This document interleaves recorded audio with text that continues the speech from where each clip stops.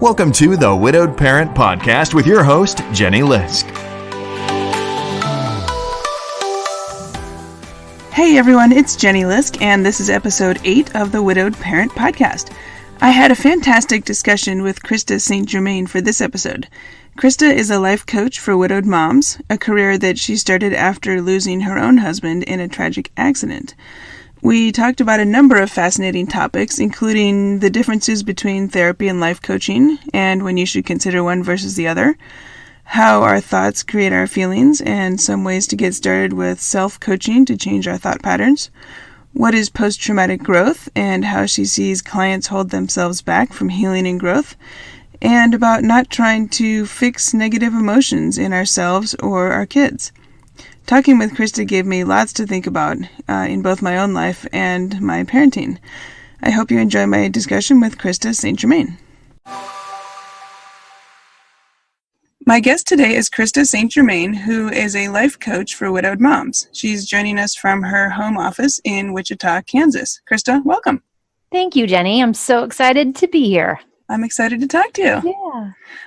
I'd like to ask you to start out, if you would, please, by reading this passage from your website. Yes, you bet. When my husband was killed by a drunk driver, I was devastated. Therapy helped me survive the tidal wave of grief and unfurl myself from the fetal position. I went back to work. I acted strong in front of my kids. But inside, I felt hollow. All my dreams had included him. I desperately wanted to believe I could still have a happy, fulfilling life, but I wasn't sure how.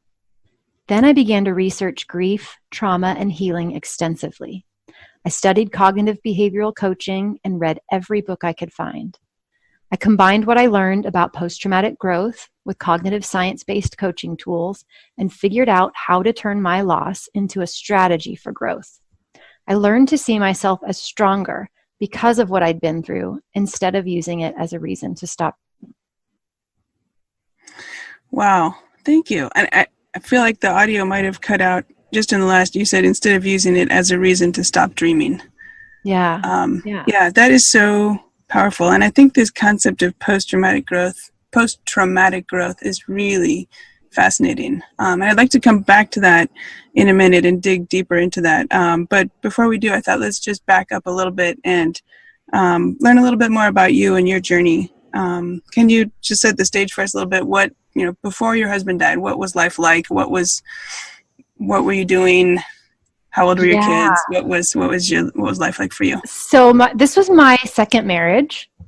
And so life was better than it had been in forever, right? Life was like, honestly, I felt like I was living my dream life. Hugo and I worked together. And so, most days we would drive to work together. We weren't together during the entire part of our day, but, we spent a lot of time together, and my kids adored him.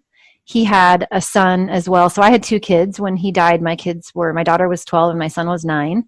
And his son, Lance, was 17. Okay. And they all got along well. It honestly was pretty darn dreamy. Like he was kind of the soulmate I had always wanted, and really such a great support for me. He loved all the same things I loved. We spent a lot of time, outdoors. My family has some property in Colorado, and so we would go there a lot and, be in the mountains and be together and just spend time together. He was incredible. Yeah. So, it was really good. It was just, It really felt like things were right on track. They were just swimming right along, and, plot twist. Yeah. Okay. So tell us about that plot twist. So you mentioned in that passage that it was a drunk driver, but can you expand on that a little bit? Yeah. So we had gone to, we were away for the weekend. When I was in my early 20s, a good friend of mine and a sorority sister was killed, along with some other people. And in her memory, we had started a camp for kids with visual impairments. And so it's kind of my passion project in life, is this camp. It's called Heather's Camp. And so we had been away at Heather's Camp. I was, there as volunteer, and so was Hugo. And then my daughter has been a peer camper since she was a small child too. So she was also there. So we had we were returning from that trip, and we had driven separately. Hugo had driven my daughter, and then I had driven. And so I had a flat tire on the way home, and my daughter was actually on the bus with the other campers, so she wasn't with us, but Hugo was driving behind me. And so he pulled over on the side of the road, and I had AAA. I wanted to use AAA, but being, the stubborn guy that he was, very independent, very strong-willed, he said, "No, baby, let me just change it. You have a spare tire. It won't take that long. It'll take forever for anybody else to get here. And I just want to go home and I just want to cuddle you. Like, let's just get the tire changed." So he was in the back of my car, in the back of my trunk, pulling, everything out of my trunk so that he could get the spare tire access. And his car was parked right behind mine, and, blinkers were on, and we were safely on the side of the road. And I was over on the side of the road, away a little bit, sending my daughter a text because she was on the bus coming back from the same trip. And I wanted to let her know that, we were going to be late and we were dealing with this tire. And there was no warning. There were no brakes. There was just the sound of an impact. And the man, we don't exactly know, but he did not hit the brakes. He had alcohol in his system, meth in his system. It was 5:30 on a Sunday. And he just smashed into the back of Hugo's Durango. And, that's the noise that I heard. And I turned around, and, he's trapped between his car and my car. Gosh. Wow. So it was, super intense. Everyone pulled over.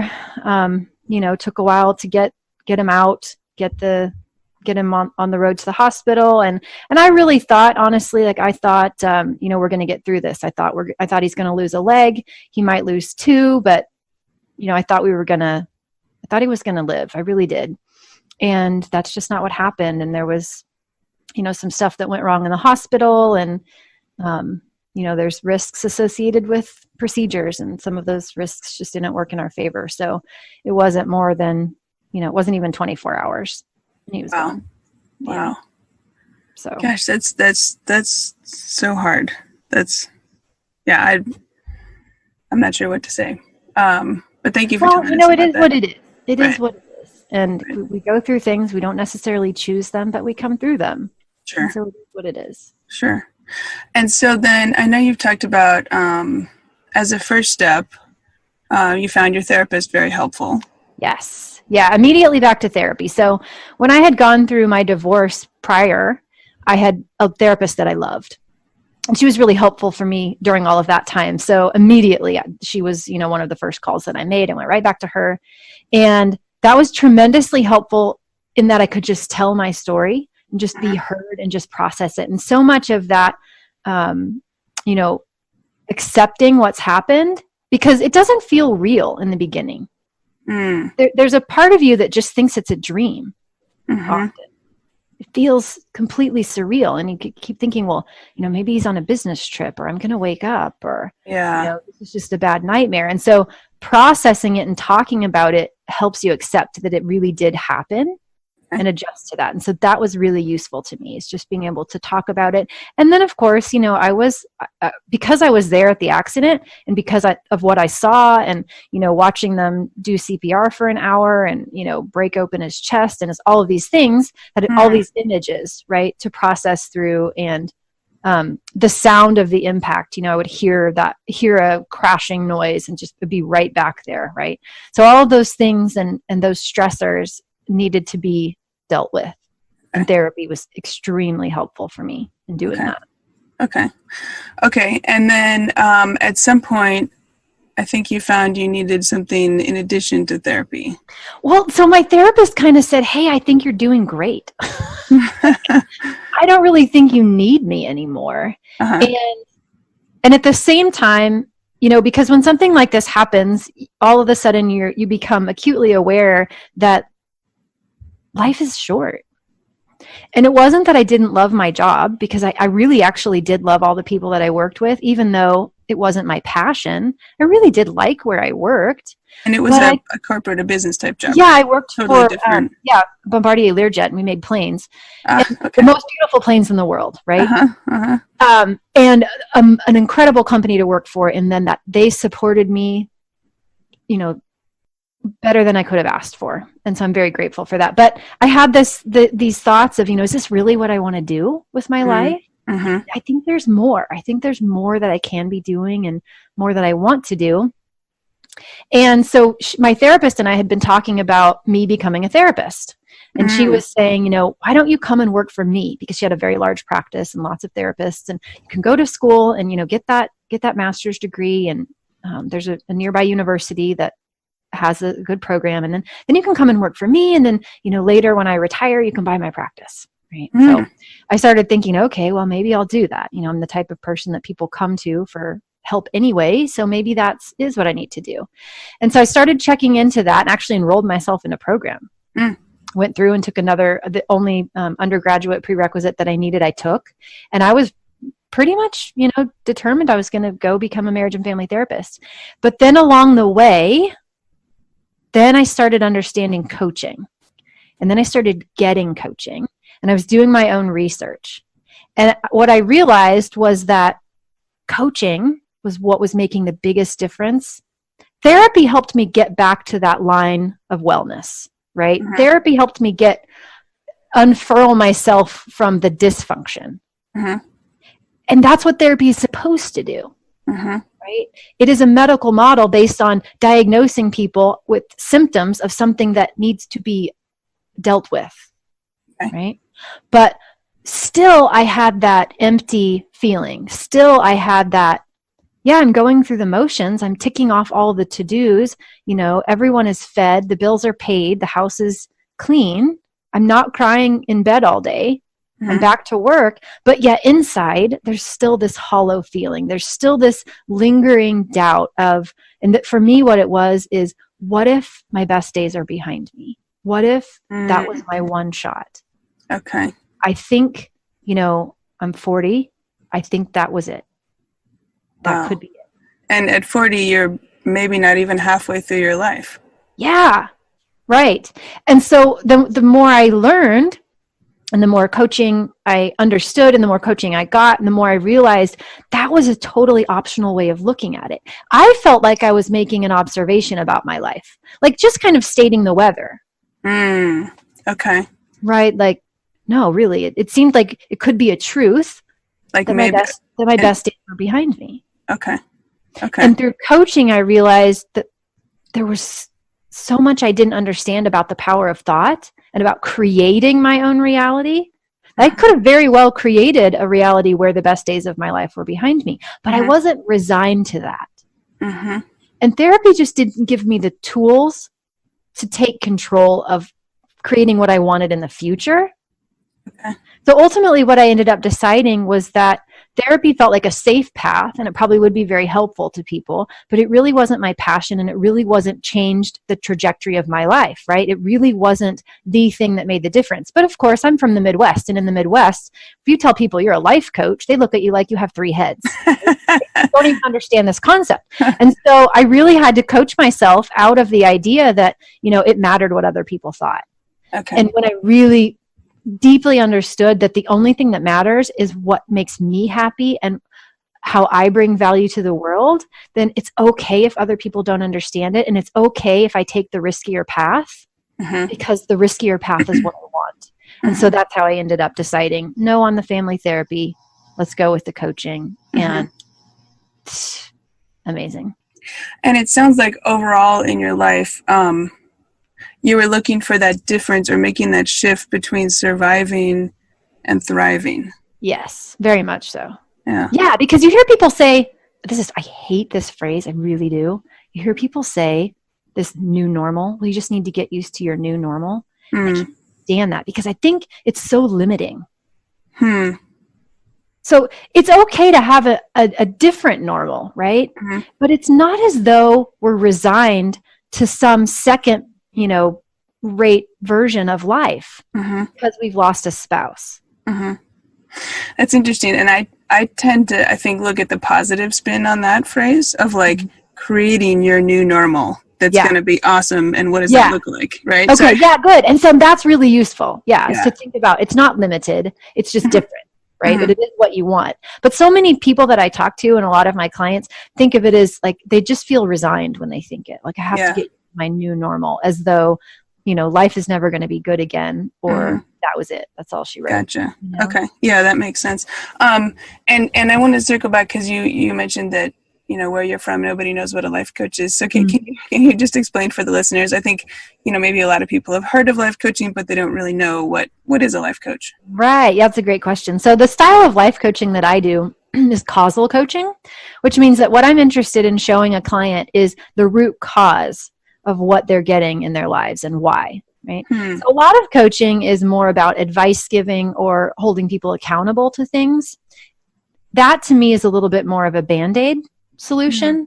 Okay. So what I do as a coach is help my clients see the power, see what they're thinking. Because most of what we think as humans, we don't understand is optional. We genuinely believe we're just making observations about the way the world is or the way we are. Okay. And so being able to understand the difference between what is data, what is neutral, and the power that we have to assign it meaning with our thoughts is transformative. And so I help people understand, what are you thinking? What is what feelings are those thoughts creating? What actions do those feelings drive? And then ultimately, what results are you producing with those actions? Because it's all connected, right? There's a causal connection between those things. Then when we think our happiness or our emotions are at the mercy of what happens in our life or what other people say and do, we end up pretty miserable and powerless and always trying to, change our circumstance or change the behavior of others. And we end up giving away our power because we just aren't taught differently. That's reminding me of that book by Viktor Frankl.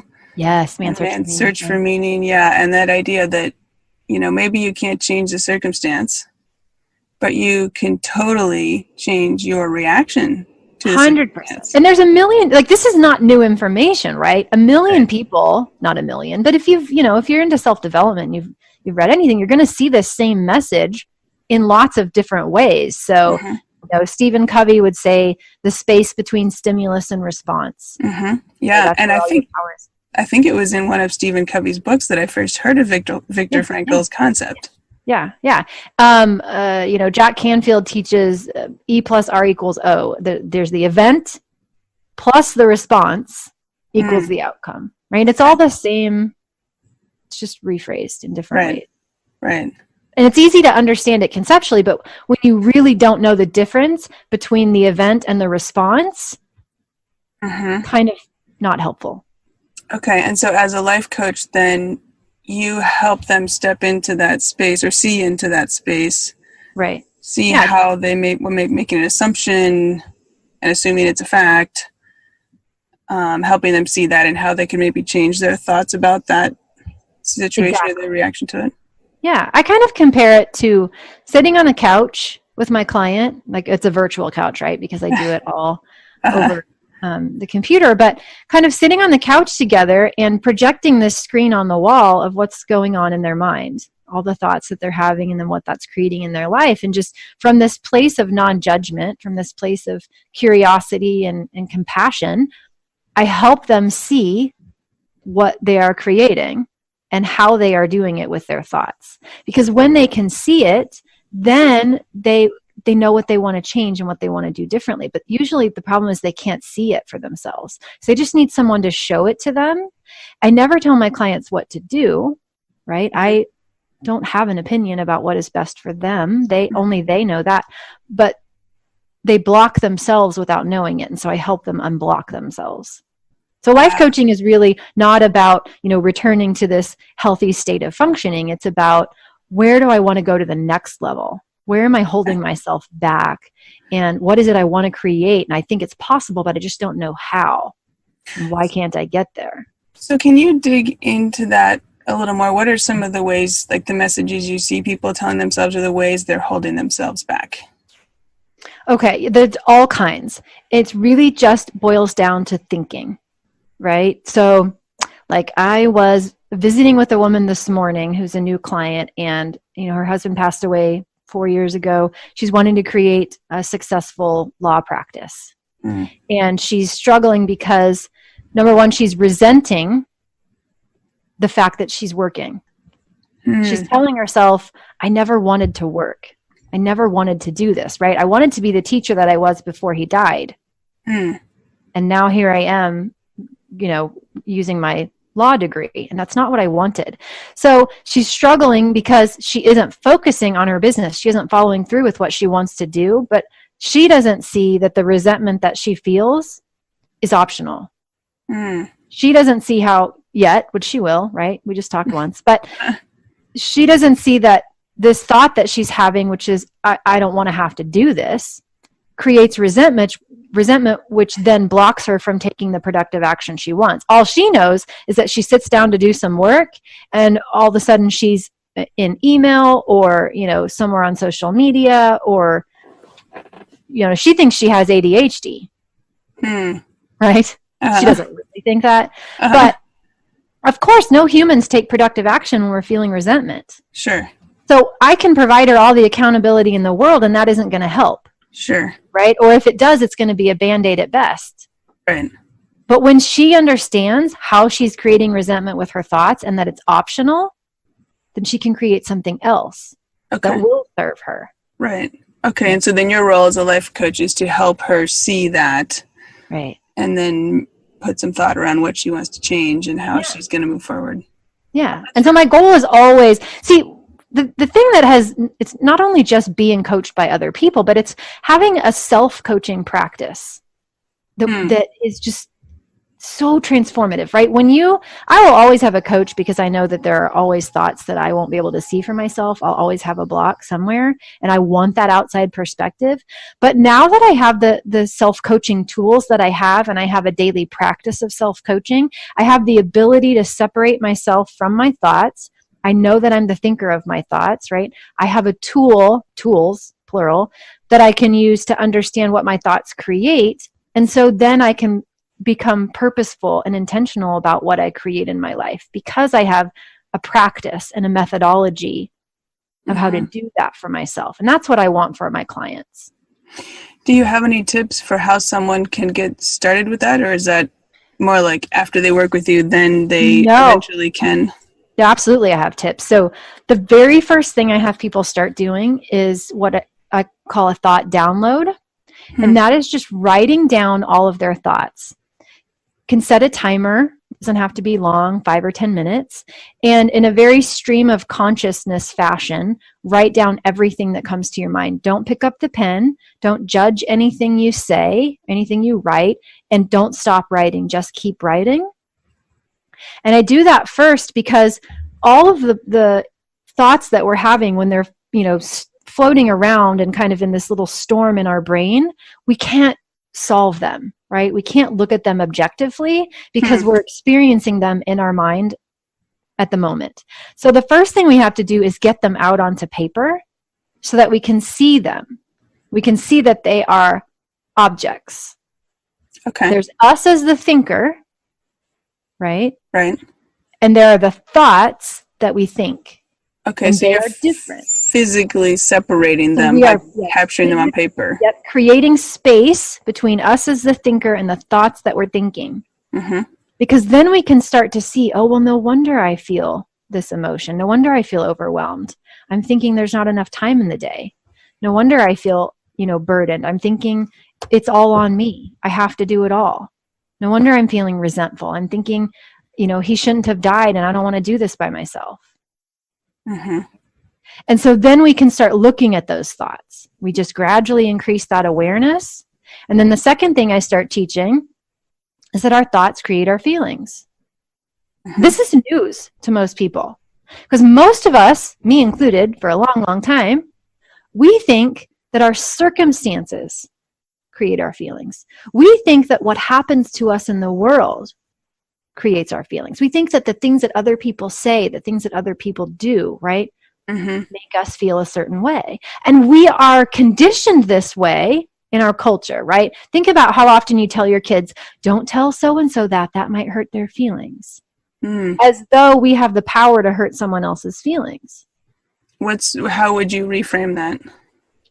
I would focus more on the type of person we want to be Okay. Right? Not that we're taking responsibility for another's emotions, but that in our family, we treat people kindly. Okay. Right? In our family, we use words that are kind, as opposed to, if you say these words, you will cause damage. Okay. Right? Gotcha. That makes sense. So it isn't our circumstances that create our feelings, it's our thoughts. And just learning that alone can change your life completely. Yeah. And that's only part of the self-coaching model that I teach. Okay. No, that's fascinating. Which I don't take credit for, by the way. But, I have a brilliant teacher, so. That's cool. I want to come back to this post-traumatic growth concept. And so can you, I guess, first of all, tell listeners, what is post-traumatic growth?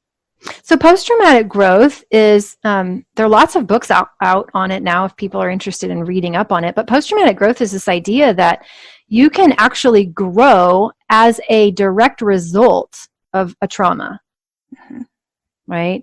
So because typically what people think is that, they're familiar with post-traumatic stress disorder, and they assume that life is always going to be worse when we have experienced a trauma, and that our only option is really just to bounce back to normal.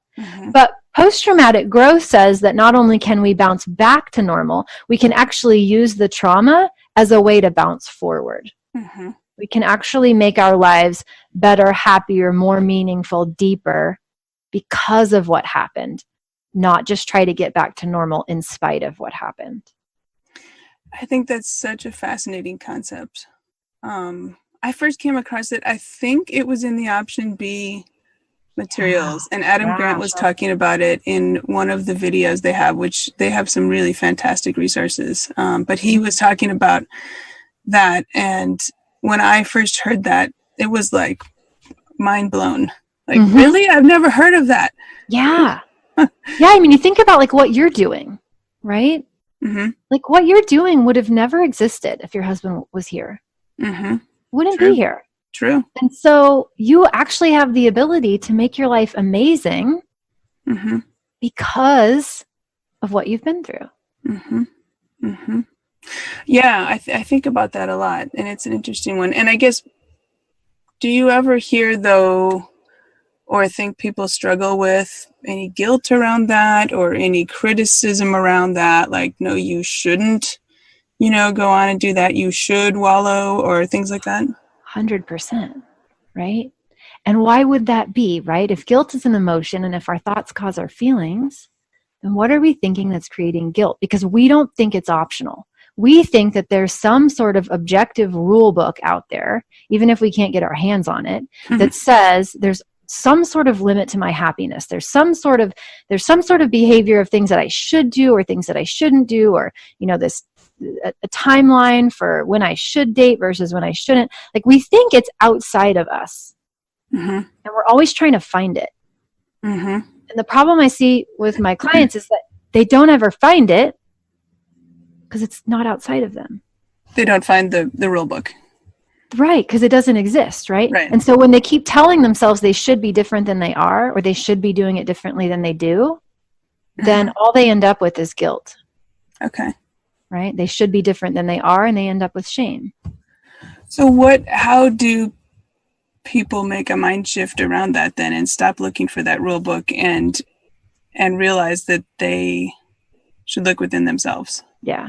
I wish it was as simple as just flipping a switch or surgically removing a thought from someone's mind, but it really isn't, because we're talking about neural pathways, right? We're talking about well-traveled patterns of thought that in our brain become very easy to think, right? So our human brain is very efficient, and what it wants is to burn a limited amount of calories.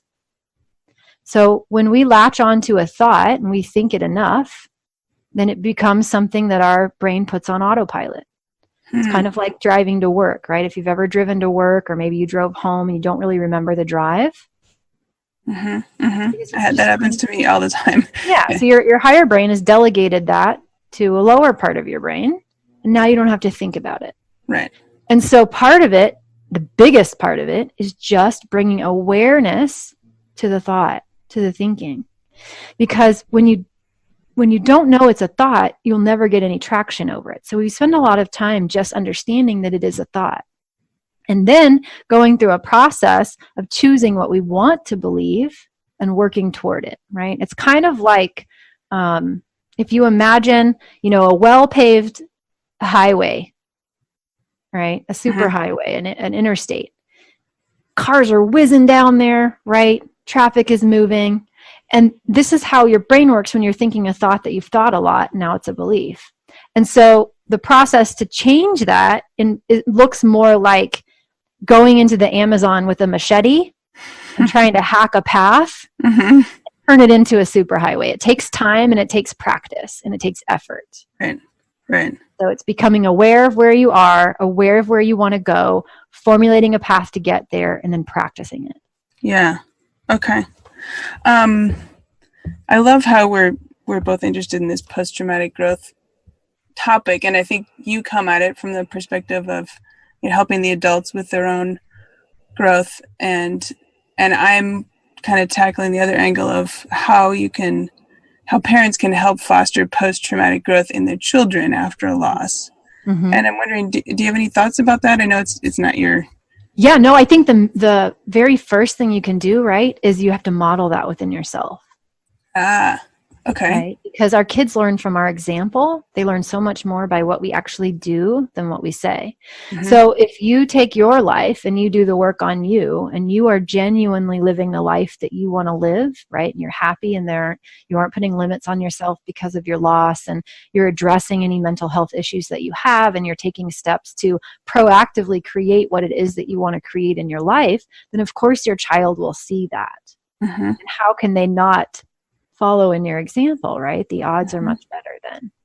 And it changes the way you speak to them, right? Because when you live in a space of emotional adulthood, and you stop relying on others to meet your emotional needs, or external circumstances that you can't control to meet your emotional needs, then you stop trying to get your children to feel better so that you can feel better. Okay. That's an interesting one. Because I think people do think they have to try to fix something for their kids. And of course you can't fix the underlying problem, right? No. Someone died and they're not coming back. Right. And then you think, okay, if that's an optional thought, I have to fix it, or I can't fix it. So let's say I can't fix it. How do you feel when you think that thought? Probably not good. Right. Probably helpless. Right. I can't fix it, helpless. And then how do you show up for your children when you're in the emotional state of helplessness? Okay. What are the actions that you take? Right. They're less helpful than the actions you would take if you were in a loving state, right? If instead of that thought, instead of thinking I have to fix it or I can't fix it, if you could really center yourself and believe that your only job was to love and support your children, you don't have to fix it. You can't fix it. Your job is to love them. Then you create love for yourself, right? You create peace or acceptance. And then the way you show up as a parent is completely different from the way you show up when you're in a space of helplessness. Okay. But the root cause of that isn't that dad died. It's the thought about what your role is with your kids, right? Do you see the difference? I do. And I think that's really interesting and helpful. And I'm going to give that some thought, in my own parenting too. I think that's such an important point. So thank you. Thank you for sharing that. Yeah. I guess what we were just talking about relates a little bit to, I was thinking about this topic of self-care. And I know that's a, popular, topic these days, and I'm wondering if you could. I think I guess one question is self-care. Probably people immediately think of like massages and girls trips, right? Right, bubble baths. But it's got to, and I'm thinking that bubble baths, right? I'm thinking that this whole piece of post-traumatic growth, or taking care of your own, everything you were just talking about, is a really big piece of self-care that's maybe harder to see or touch or identify, but probably as important or more important than the massages and the bubble baths. 100%. Yeah. Not to say it's not great to have massages and bubble baths, right? Mm-hmm. But what really changes the way that you view the world and experience your world, and what changes what you create in the future, is your mental well-being.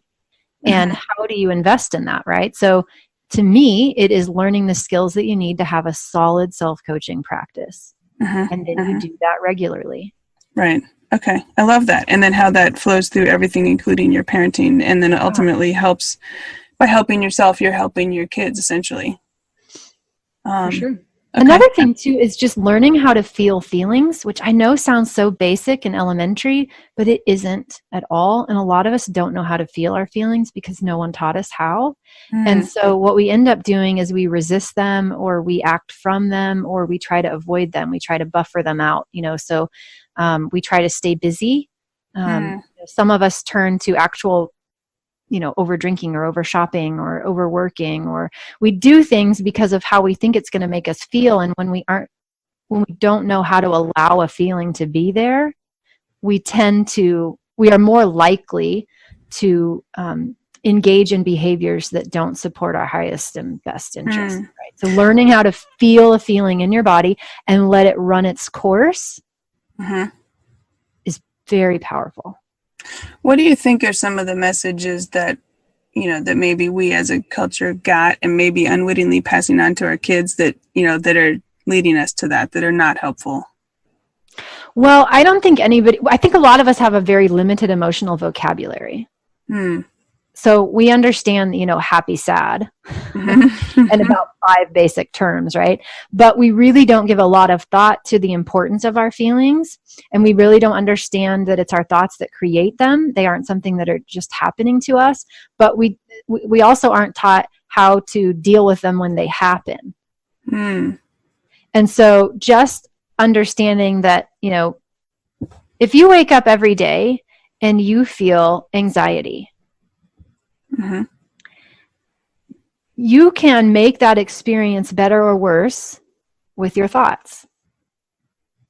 Right? Think about if you've ever panicked. Like, you can actually kind of panic about the fact that you're panicking. Right? You do that with your thinking. So if you notice anxiety or whatever emotion you notice, and it's intense and you don't like it, but your self-talk is, this shouldn't be happening, or I don't want this to happen, or I don't like this, then you're going to resist it. You're going to avoid it, right? And it's going to perpetuate itself. It's not going to go away. Feelings will wait on you, right? We know this. Sure. Grief will wait on you. Sure. And might ultimately end up with stomach aches and physical. Yes. And so, but when we tell ourselves, okay, this is anxiety and I can handle anxiety. I'm willing to process anxiety. I'm willing to allow anxiety to be in my body. When we go to our body, when we get out of our head and we go to our body and we find that vibration, which is what a feeling is, and we find it in our body and we objectively describe it and we allow it, we open ourselves up to it, right? Instead of like pushing it out the front door, we kind of invite it in the house and let it sit on the couch with us. Okay. We don't make it mean that something's gone wrong because we have an emotion. We carry on about our day. We don't get sucked into a black hole, and we process our way through the emotion, right? It's kind of like digesting it. Yeah. Right? And when it's allowed, it will pass. It will run its course and it will lose its grip over us. And then we don't make emotions such a big deal. We don't avoid them so fiercely. We don't try to get away from them. We don't try to numb them. We just become confident in our ability to feel them and willing to feel whatever it is we're feeling. And then we just carry on with the day. And teaching your kids that too. Because how quick are we to want to change our children's feelings? Oh, don't be sad. Oh, don't be this. It's right? okay. Don't be upset. It's fine. You're fine. Right. Right? We think we're being helpful. But what we're really teaching them is that negative emotion isn't something that should be experienced. It should be avoided. Right. And that if you feel it, there's something wrong. I've been thinking about that a lot lately, and I'm going to throw out an idea. You can tell me if I'm totally off base, because I haven't bounced it off anyone yet. But I was thinking that when parents are first, you have an infant, most of their crying is about an actual need. They're hungry. They need their diaper changed. They're tired. And it's actually something that you can find and fix, right? Like you can figure out that they're hungry and feed them. Right.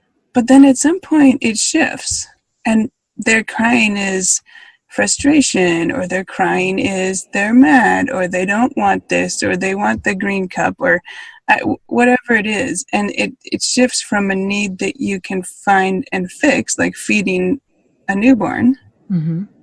to something that you shouldn't actually probably try to find and fix.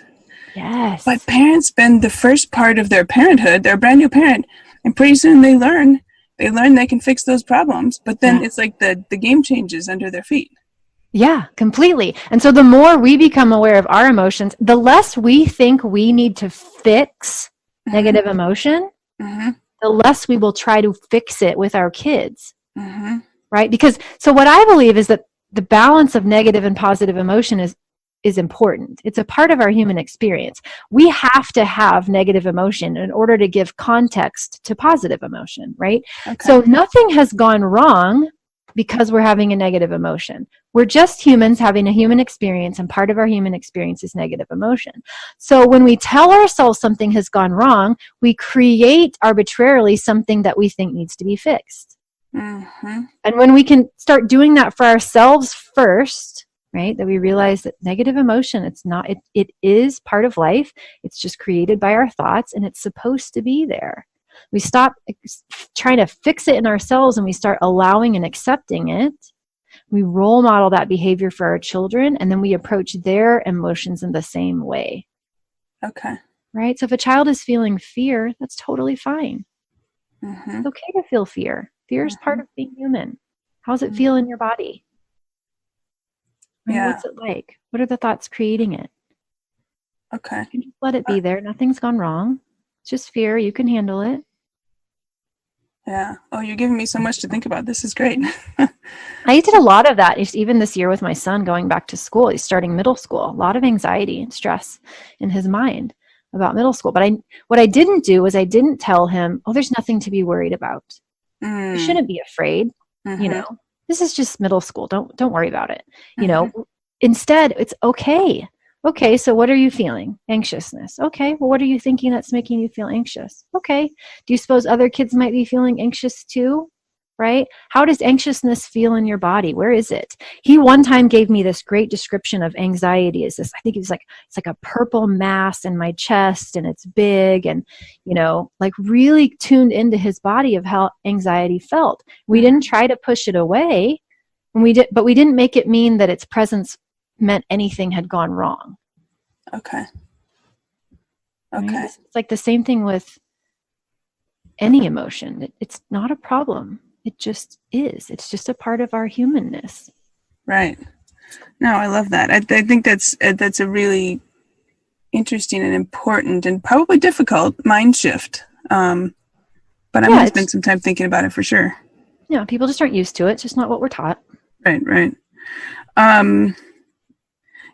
You've talked a lot about your experience in therapy, your experience in coaching, and kind of some of the differences. But I wonder if we could just circle back to that for a moment. Do you have any kind of, I don't know, rules of thumb or guidelines for when people should know, I need help?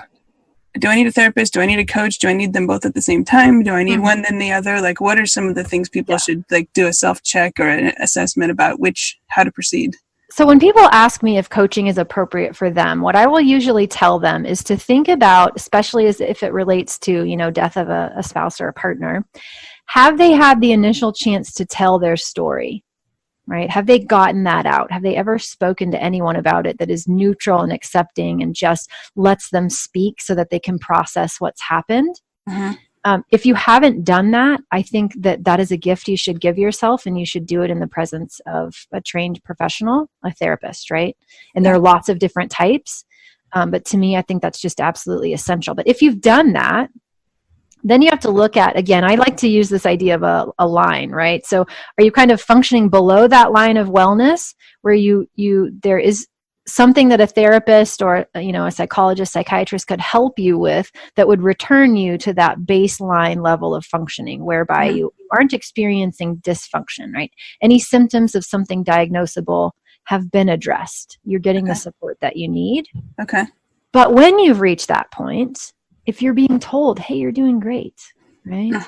But yet you still feel like something's missing. You still don't, everybody's telling you how strong and amazing you are, but you think there might be more, or you think there might be something that you're missing, or there's an area of life that you just want to take to the next level, or some issue that, it's not causing you to lay in bed all day and, everything seems to be functioning well in life, but you really think that if you করে solve it, if you could get past it, you would like that.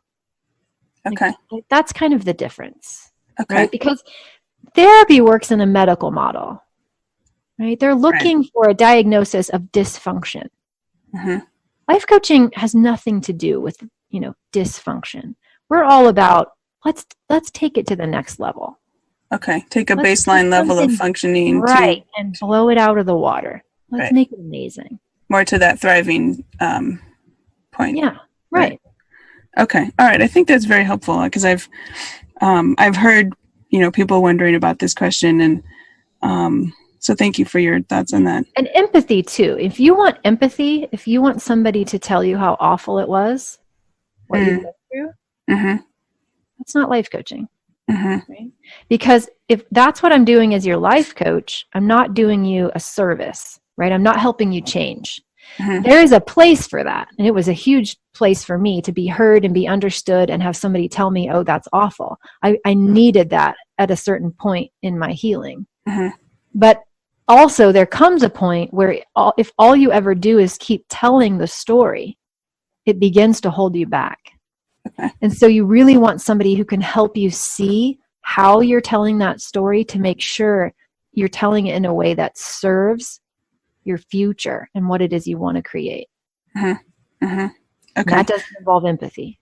And it sounds like if you were to start coaching at a point when you're really in need more of therapy, or there still are some of those issues to be addressed, you may be spinning your wheels or wasting your time with the coaching piece while you still have some unaddressed. Yeah, or there just may be things you wouldn't accomplish in coaching that you need to accomplish in therapy. And I have many clients who do both simultaneously. Oh, okay. Right. Okay. So especially, if you are on a medication and, you want to keep the relationship with that medical practitioner to, maintain that baseline of mental health, right? So you don't want to give that stuff up. It's not like you necessarily outgrow therapy and now your only option is life coaching, right? The two can totally coexist, but they just meet different needs. Okay. And you have to be careful too, because, therapy and psychology, psychiatry, those are all highly regulated. Nobody gets to just call themselves a therapist. Right. You go to school and you have to pass exams and you have to be licensed, right? That's why insurance will pay for it. Anybody can call themselves a life coach. You can call yourself a life coach if you want, right? I actually went to a school and got certified, but really, because there's no regulation in that industry, it's a little bit of buyer beware, right? That's why insurance doesn't pay for it. So you've got to make sure you're finding someone who's. So on that point, then how does somebody says, life coaching is exactly what I need right now. How do they find somebody who's quote unquote good, or somebody who, is going to be helpful to them? Well, I mean, we could also find a therapist who's licensed and isn't good or helpful, right? So it's not to say that it's only licensure that makes someone helpful or a good fit. So you for sure want to make sure it's a good fit for you, right? And that you feel good about it and trust your judgment. And there are reputable organizations. I studied with and teach for the Life Coach School, and I strongly believe in their program, and you can go to their website and you can see a myriad of all the coaches that have graduated from there that are, certified life coach. And there, International Coaching Federation and other organizations. But again, because there's just a little bit of conflict of interest, right? That's why that has no regulation associated with it, because the same groups that try and regulate it also want to make money off of it. And so right now it's just still unregulated. So just something to keep in mind. Sure. No, that makes sense. A couple other topics that I think would be interesting to talk about. I know sometimes I hear when I'm talking to various people, people try to compare being widowed and being divorced. Mm-hmm. I'm wondering, what are your thoughts about that? My thoughts about comparison is that it's just never useful. Mm-hmm. Comparison creates division and separateness Mm-hmm. from us as humans. So if I'm comparing my loss to yours, and oh, you had more time with your husband and mine was killed suddenly, and Mm-hmm. all that does is create more negative feelings in me and Mm-hmm. division between the two of us, Mm-hmm. right? So what's Mm-hmm. the point of that? It's just not useful. To me, what is more useful is the fact that you and I, we have been through a shared experience, right? We understand what loss is like, whether it's divorce or death or whatever it is. Let's support each other because of the challenging things that we've had happen and been through, and let's come closer together and support one another, and let's, create and act from this place of love and abundance instead of comparison, which to me is, fear and lack, right? Yeah. No, that makes a lot of sense. Comparison is just not useful. But I also think that a lot of times when people are around those of us who have lost, a spouse or a partner, they genuinely want to help. I think most often. I think most people wake up in the morning and they want to do well in the world, but they don't always know how. Mm. And so sometimes their attempt to compare is really their attempt to relate. Oh, interesting. They're Right, not necessarily they're trying basically to saying, like, I've been through something hard too, and so that part of me that has been in pain is trying to recognize that part in you. Mm-hmm. But then to the one who's going through, the mourning, right, the bereavement, then we tend to see that as, how dare they? Like, how dare they compare their trivial pain to mine, right? And so I think most often we tend to misinterpret other people's intentions. But we come from a culture that doesn't talk about death. We come from a culture that doesn't know how to approach that. Okay. And because we aren't very good at it, then we don't know how to approach other people. And we never really resolved our own issues. So anytime somebody else experiences death, then all of our own stuff comes up, right? All of our own discomfort with death just surfaces. Mm-hmm. Mm-hmm. And so how about then this topic, because I know families can be complicated and complex. Do you see cases where there's, maybe you'd call it a disenfranchised grief, where maybe somebody's coming from outside the, what you quote unquote typical structure? Yeah, I'm glad you brought that up, because I think that's something that we don't talk about very often. So if we're thinking, well, our culture accepts this concept of a husband and a wife, right? And when death occurs, then as a culture, our society supports that. We consider that appropriate, that one would be sad. But there are a lot of instances in which maybe people have a family situation that is different than what our culture approves of. And therefore the messages that those grievers receive is that their grief isn't as valid as someone else's, or they create that pressure on themselves and tell themselves that because of their situation, their grief isn't as valid as someone else's. So, for instance, and my kids really didn't do this, but I see it in my clients, because Hugo was their stepfather, right? Their loss is still loss, right? And there's no value or benefit in them telling themselves that they shouldn't be sad because it was just their stepdad. They still have their biological dad, or that they should be doing better quicker because, they didn't really lose their real dad. Or hearing those messages from peers, right? Like, why are you not over this? Okay. Yeah. And so I just think it's important that when people they've experienced loss, we don't compare, and it doesn't really matter what we think about whether or not, their loss is valid. All of it is valid. And the only person who can determine that is the one going through it. Mm-hmm. Mm-hmm. Are there some other examples you've seen of, types of losses? Like maybe it's a same-sex relationship. Maybe it's a, maybe if somebody is not married but has a partner, and what other kinds of For cases sure. do you see this? Yeah. Unmarried, same sex. Not so much in my clients, but maybe the person who died was having an affair, right? But the relationship was still strong. Or, it could be a situation where maybe the child wasn't biologically that person's child. Maybe they were in foster care, or maybe they were, adopted, or had never been adopted, or whatever it is, whatever doesn't fit that traditional definition of one father plus one mother plus two kids in a white house with a picket fence. Right? Whatever is outside of society's norms. Yeah. I love how Camp Widow, Soaring Spirits runs Camp Widow, and I think then their questions, do I belong at camp? And they say, and what if I'm not married? What if I'm this? What if I'm this? And their answer is, if you lost your person, you're in. Yes. Right. Mm-hmm.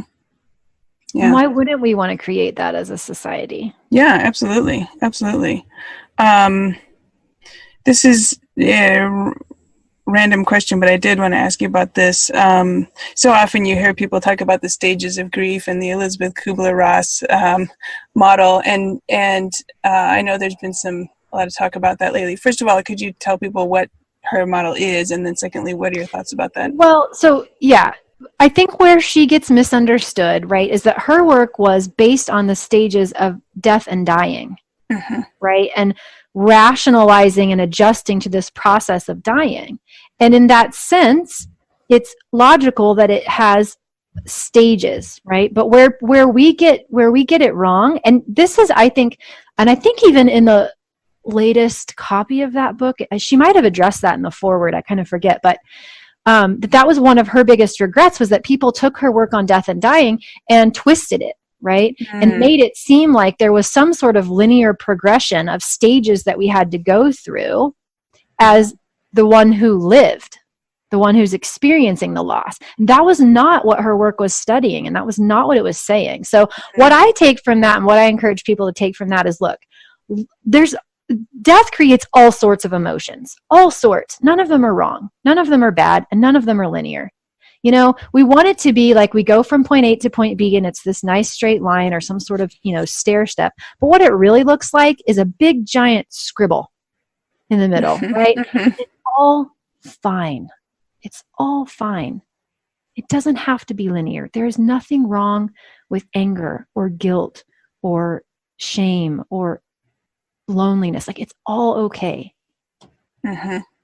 Stages, timelines, judgments, none of it is useful. We just need to drop all of that.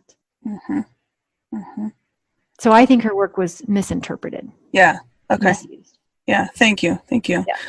We're actually reaching the end of our time today. So I have just one last question. If you could say one thing to newly widowed parents, what would it be? I would say just love yourself as fiercely as you can. Just love yourself as fiercely as you can, and let it be what it is.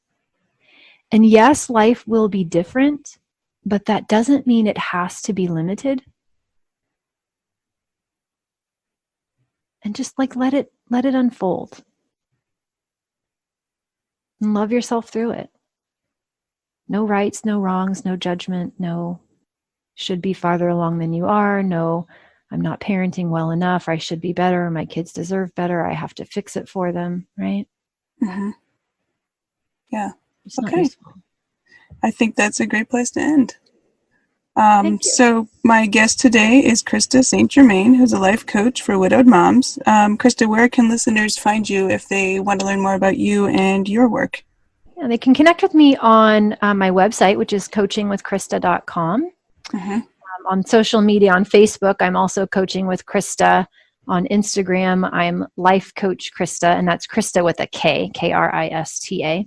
Okay. And they can always email me, which is just Krista@coachingwithkrista.com. Okay. And I'll put all those links in the show notes for sure so people can find them. And I think you also do a weekly, or maybe more often, a Facebook Live that has lots of interesting content. I try.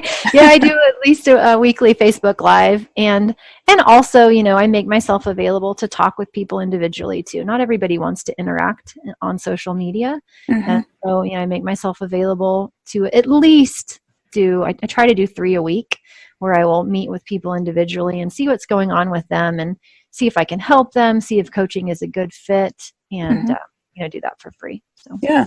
That's awesome. Okay, great. Well, yeah, as I said, we'll be sure and put the link up. That's great. All right. Thank you so much, Krista, for speaking with me today. It was a pleasure, Jenny. Thank you. Thank you for the good work that you're doing. I think your podcast is going to change a lot of lives. Thank you. Thank you so much.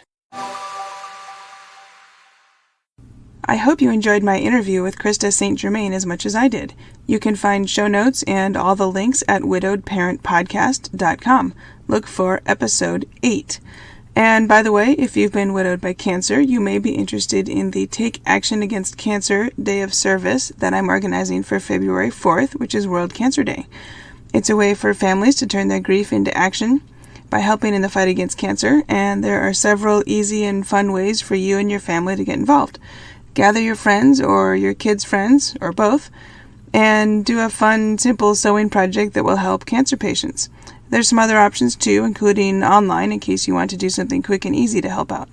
Find out more and get involved at takeactionagainstcancer.org.